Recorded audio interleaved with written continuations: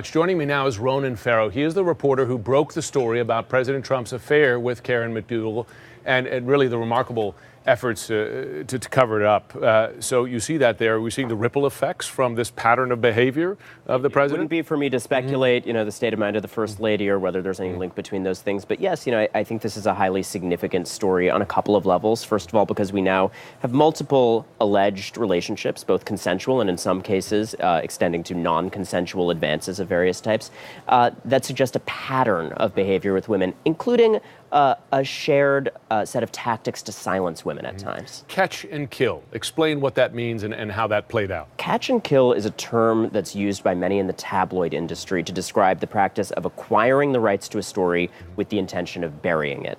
And we talked to 6 former employees of this tabloid company, AMI, which owns the National Enquirer, who said that is a routine tactic used by that company, and that, interestingly, Jim, that provides leverage, an opportunity for influence over the person whose dirt they own. Mm-hmm.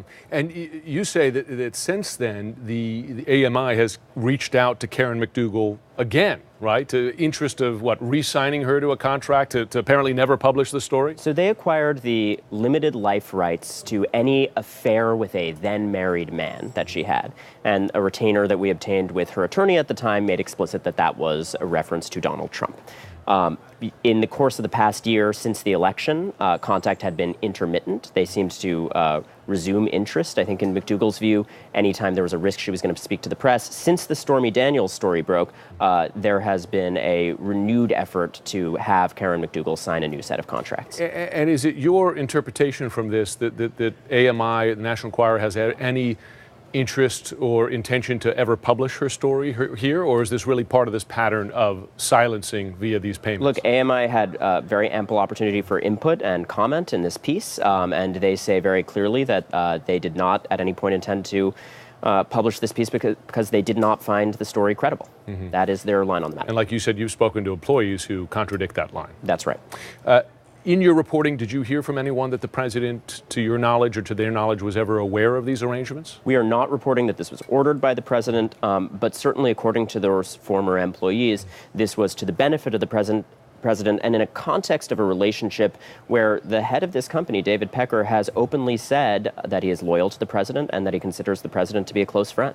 Now, we talked about the pattern here of catch and kill, right? Try to bury these stories, in effect, including with financial payments. There's also a pattern to the president's behavior with these relationships outside his marriage, is there not? Where he meets, how he compensates them for their expenses. Explain that. All of the above. One common trend that we hear in a number of these stories is Donald Trump offering money for sex. Mm-hmm. And that's present in McDougal's story. She says she was offended when that happened, when after they had sex, he offered her money. An explicit offer to exchange money for physical encounter. So that is one commonality, but there are numerous ones, including the locations and the time frames. At the same time frame in which Stormy Daniels alleges that she began her affair with Trump, that is also a golf tournament at which Karen McDougal says that she, in this written testimony we have from her, that she began a relationship with Donald Trump. Now, oftentimes, including on the sexual harassment stories that you've covered, having a personal and detailed account is essential to the case. And you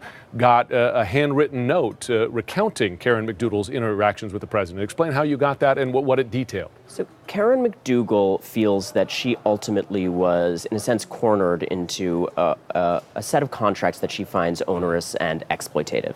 She's frustrated, I think, with her inability to speak, in her view. And she has regrets about this. She fully admits that she voluntarily signed those agreements, and the reason that this written testimony exists is because in the course of selling the story, a friend of hers who coaxed her into selling it said, sit down and write every detail. And right. She did. And she did, and you were able to see those.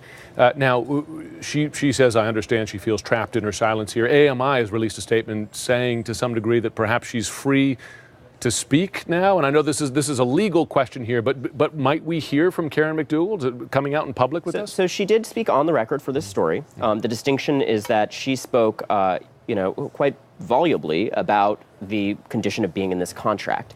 Right. The detailed blow-by-blow of the affair is from that written testimony. And she said that she is terrified of legal retaliation, so that's why there's that demarcation. In terms of her future ability to speak, Jim, there's an interesting he said, she said here. AMI says that she can now speak because of an amendment to the contract after the election. Remember, they acquired these limited life story rights. The election happened, and afterwards, there was an amendment that they say permits her to respond to legitimate journalistic inquiries. Now, she and her representatives say they're still scared and they don't believe the letter of this agreement allows them to speak. Well, this is a remarkable story and already a remarkable amount of detail here. Ronan Farrow, thanks very much. Thank you very much.